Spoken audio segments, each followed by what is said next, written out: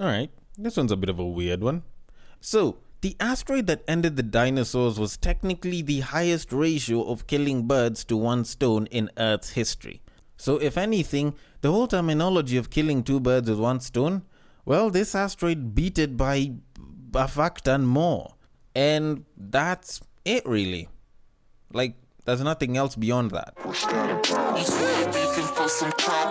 I know, normally I usually have something else to say, and it's, some blown up shit that, just comes along with the story, but I don't know, this is pretty much a one-liner. Like, I don't have that much to talk about, to use as an intro. Because for some reason, everyone's been talking about the baby and the shit that he did on stage the other time, and people are busy cancelling him left, right, and center.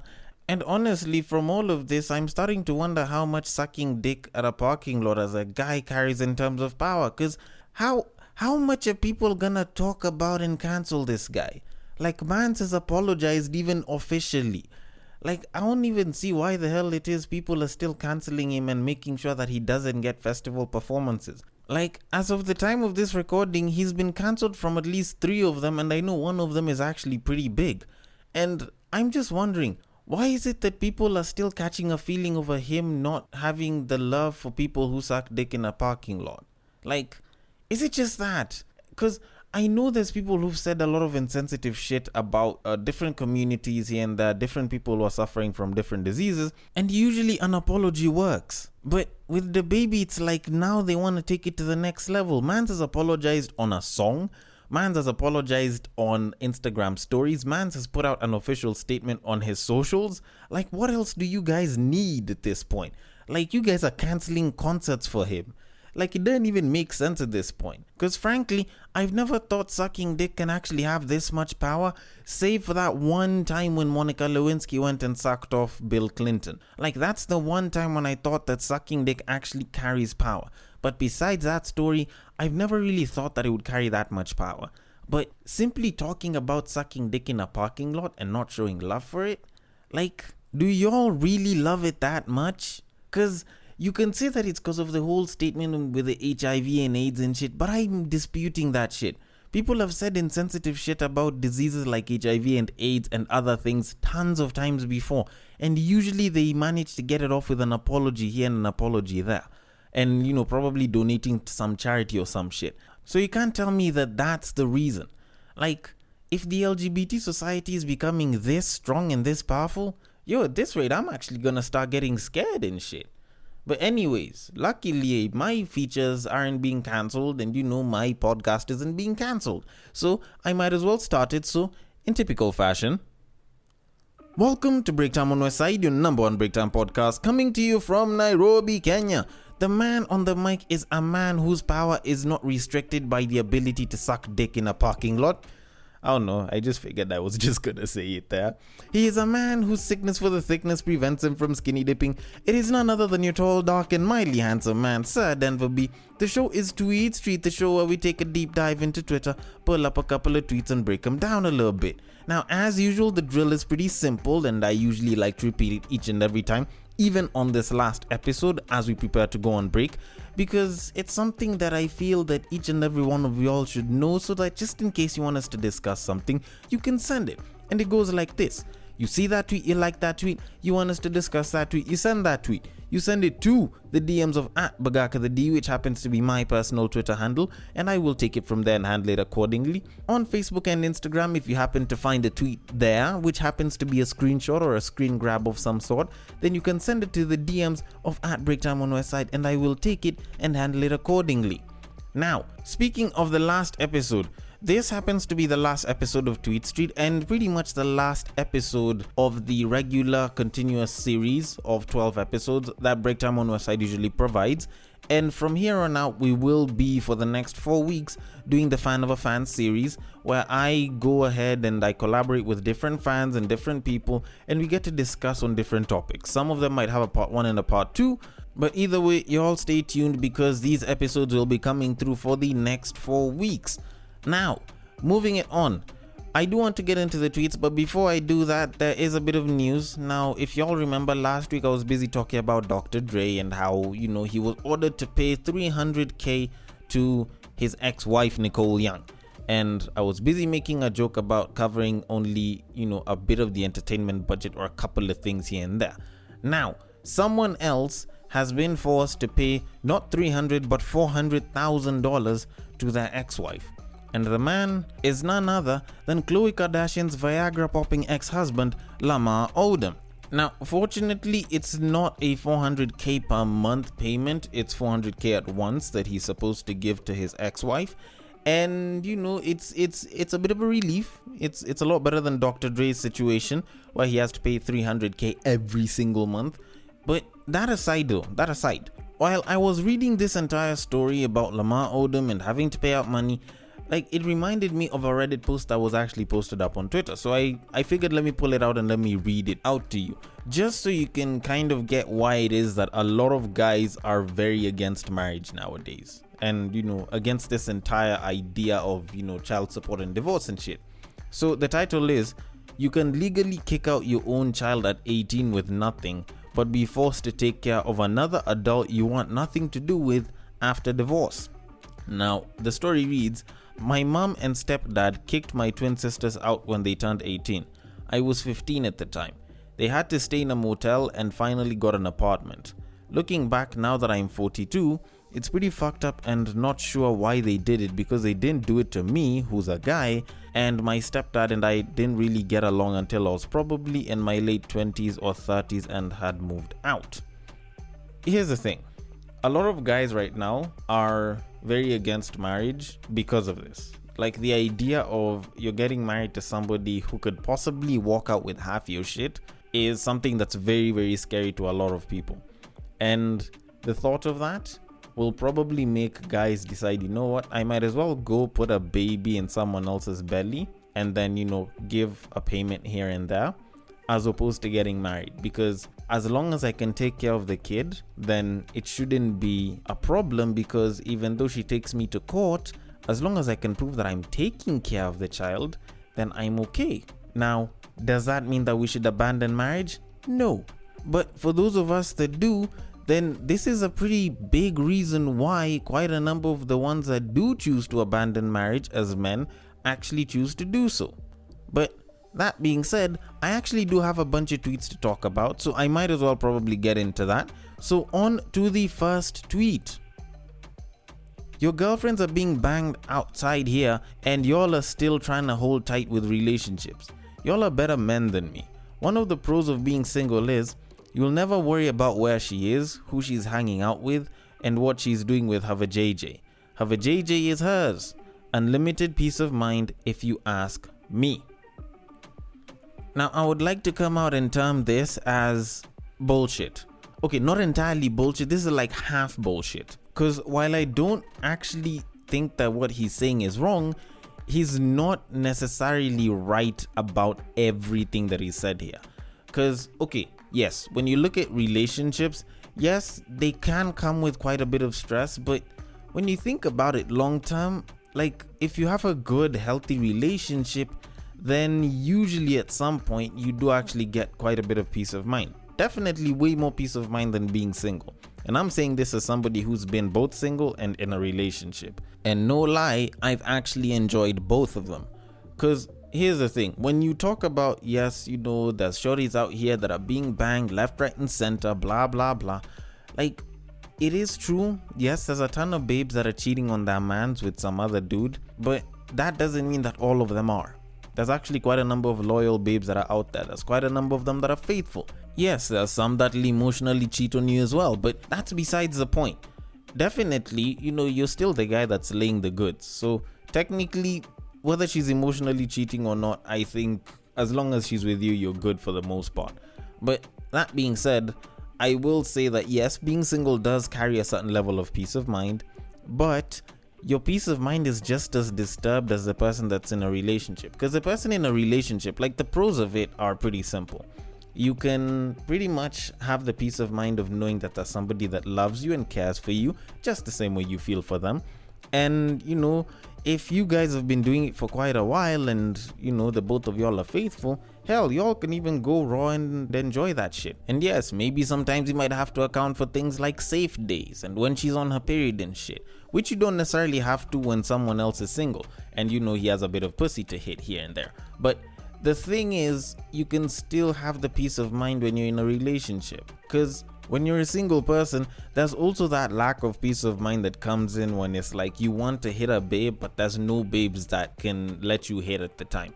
Like, the only times when you're gonna be happy as a single person is when you either have a lot of it, or more like you're content with the amount of pussy or dick that you're gonna be getting, depending on gender and sexuality, or you have none and you're quite content with having none. Like, you're good, you don't care about having anyone else.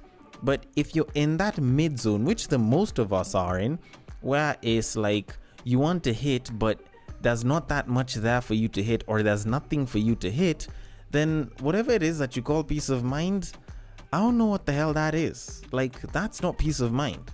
So frankly, I think there's a ton of people that actually do end up happy in relationships. Yes, there's a lot of people that will cheat in relationships, and frankly, I feel like as a guy, if you've been cheated on, take your L and move on. There is no need to get back at somebody. There is no need to start fighting or, going into a bender and losing your shits or, losing your life over some shit. Like, if you've been cheated on, take your L and move on. And probably at that point, you can go after your ex's friends and possibly bang them. Especially if she was the one on the wrong and she was the one that's been cheating on you consistently and they knew about it and they didn't like what she did. Oh my goodness, you can go and clap her friend's cheeks all the live long day, because this is one of those situations where it's like a shoulder to cry and becomes a dick to ride on. Except in this case, it's her shoulder and you'll be crying on it and then she'll be riding on your dick. So in a sense, it actually does seem like a bit of a win. And the best part about it is, hell, if you've been feeling one of her friends, then god damn it, you might as well just get a pretty good chance at it. Cause damn, if a shorty sees that a good nigga is going to waste like that, she's definitely gonna snap at that opportunity. Just saying. But anyways, don't look forward to that shit. Just move the fuck on. Like, you don't have to go for the friends. Just move the fuck on. And hopefully after a bit of healing, you will be able to date again and you will find the person that appreciates you for the man that you actually are. But that being said, relationships are actually a good option and quite a number of you should actually try them out before you discount it like this guy did. But anyways, that being said, on to the next tweet. My biggest fear in a relationship is everyone looking at me like, if only you knew. I don't know.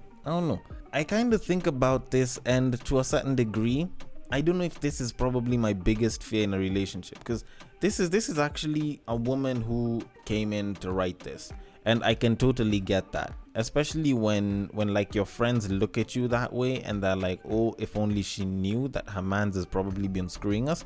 Like, I can get how bad that can be, but I think personally from a guy perspective, there's quite a number of fears that probably might creep up if you ever think about fears that would be huge in a relationship. One, there's the inability to provide, although that one is more of like when you're at like marriage level or long-term relationship level. But I think personally for me, my biggest fear in a relationship is her cheating on me and her being so disrespectful that I can end up walking in on her and she won't even stop or feel remorseful. I think that's probably my biggest fear. Although the other one is probably her not necessarily cheating on me, but me ending something so special and so good and actually being the problem. Like, I think that's something that I fear. I wouldn't call it my biggest fear, but it's one of those ones that kind of goes up to the top, and it's something that I don't think a lot of people think about, because you're like, you know what, if you end the relationship, if the relationship ends, it's usually like shared or it's the other person's fault. People rarely ever think about it being their fault, like on a personal level. And I think for me, I'd hate to be the reason why my woman decided to leave me, and it's something that I probably could have changed and I didn't listen. Like, I think that's one of those fears that I have. But I'd probably want to hear what other people fear in terms of when they're in a relationship. Like, what's your biggest fear? Like, hit me up on IG, Twitter. Just tell me what your biggest fear in a relationship is. Like, I honestly do want to know, because I feel like people rarely ever talk about such shit. But Anyways, that being said, on to our final tweet. Your biggest downfall as men. After making it in life, you like to eat with women you never starved with. I don't know. To a certain degree, I agree, I disagree with it. Like, you could look at it a bunch of different ways, and there's the very common one that everyone uses. And I also stand by the principles of, you know what, if you starve together, you eat together. And it's something that I stand by. It's something that I believe in. It's something that I believe a lot of people do believe in. You know, say for the sleazeballs here and there that will want to get up and, you know, toss you out or drop you down. Like, those ones, special case. But for most people, if you starve together, you eat together. Pretty simple. And you will find that quite a number of people will do that. But at the same time, you kind of have to think about the come up for a little bit. Because the people that you starve with might not necessarily be the people that are good for you. Because there was actually one very interesting comment that I saw on this tweet that really made me quite interested in this entire outlook and topic. Because the guy said, and I quote, "A woman you starve with could be your source of misfortune. Once you upgrade your women too." End quote. And to a certain degree, I kind of agree with him. Because there's times when the babe that you're with is actually the person that's pulling you down. Just the same way, when you're on the come up as a guy, there's the homies that you're with that could be pulling you down. And it doesn't mean that once you make it, you also have to feed them as well. Like, just because the plate's there and, you know, now you're making money, now you can, you know, fill up the plate and everything, it doesn't mean that you have to have everyone getting a piece of it. And I feel as though, yes, while there are some people that will get up to the top and drop their woman, I do believe that once you get to the top, if you've managed to get to the top with your woman and she's been supportive the entire time, then by all means, continue with her. If you drop her, then I don't know, it feels a bit sleazy to a certain degree. Because if she was a source of misfortune, if she was a problem, then you should have dropped her in the process of you coming up, not necessarily when you had already gotten up. Although at the same time, I wouldn't fault somebody for actually discovering that their woman was a source of misfortune once they had already gotten up. It's just that at that point, it becomes a lot harder for you to actually prove that you're dropping this babe because she was a source of misfortune, or because you've leveled up and now you have more chances to get, you know, better things and better babes and better ass and shit. Like, that's just how I look at it. But either way, if you do get to the top with somebody and they were supportive, then keep them. If they want, drop them. Anyways, that being said, I think I have a couple more minutes that I can throw into one more tweet. So on to the final tweet of this season. Now, this tweet was more of a reply, and the original tweet said, and I quote, "My happily married 40-plus-year-old colleague was swallowing P2 in the morning, and never have I ever been that jealous." And to this tweet, this lady quoted and replied, "Marriage is a scam, especially for women. She must be suffering so much to take such risk." Okay, now I want to get into the whole marriage being a scam thing, so let me just try and deal with this original tweet first. Now, her swallowing P2 could be for both good and bad reasons. Probably they decided to bang in the morning with her husband, and you know, she wasn't on safe days, so why not go and take it? I totally understand it. I don't think P2, or at least the emergency pill, is only for single people or only for people who aren't married. I think married people should also take it because it's a contraceptive and it's an emergency pill, and if it's an emergency situation, then, you know, go take it. But at the same time, it could also be because maybe she decided to go and get fucked in the morning, because, you know, much as she might seem happily married, she probably isn't. And the guy that she's cheating with, she probably likes him to the point that she'll let him hit it raw, or maybe she likes to get it raw or some shit. And she's swallowing P2 because, you know, she doesn't want to have the kid and have to go through that whole cycle of problems with the man's and, you know, the husband and shit. But that aside, now let's move on to the whole marriage being a scam. Now, a lot of people nowadays are kind of against marriage. And the funny thing is, I was even discussing it earlier on this same podcast about people and getting married and not being for it. And funny enough, I was also talking about it on Battle of the Sexes that just came in before this episode of Tweetstreet. So to a certain degree, I do think a ton of people don't like marriage, but I don't think it's because it's a scam. Because I honestly don't think it's a scam. I think a lot of marriages today, and I think a lot of people's ideas of marriages are defective. But marriage in and of itself isn't necessarily a scam. To take a quote from what a lot of people used to say about high school, about university, campus life and shit, it's what you make of it. And to be very honest, there's a lot of people that have made very defective marriage situations happen. Because you find that there is the modern man that wants the traditional woman that can cook and clean for him, and the woman isn't ready to do that. Then there is the modern woman that wants the traditional man, but she's not ready to become the traditional woman. Then we have the modern man that wants the modern woman to allow him to go and bang other people, and she'll stay silent as long as she's well taken care of. And yet the modern woman won't do that. And there's the modern woman that wants the man to start stepping up a little bit more as a father, stepping up, being in quotes, and maybe take paternity leave and take care of the kids while this guy is trying to fight and get a promotion. Or probably stop working and become a house husband because her career seems to be taking off a little bit more. And the modern man, still with the traditional thinking and some level of ego there, decides not to do that. So to a certain degree, there's a lot of people that'll have a lot of these loggerhead arguments and shit. And everything that I've just mentioned are merely examples. But at the end of the day, marriage nowadays isn't about hierarchy or what a man's role is and what a woman's role is. Because nowadays, there's men that can change a baby's diaper. There's women that are going to work and they're excelling in their careers and fields. So essentially, it should be more of, working to add to and assisting each other to grow, and companionship that comes from a good friendship and a certain amount of respect for each other.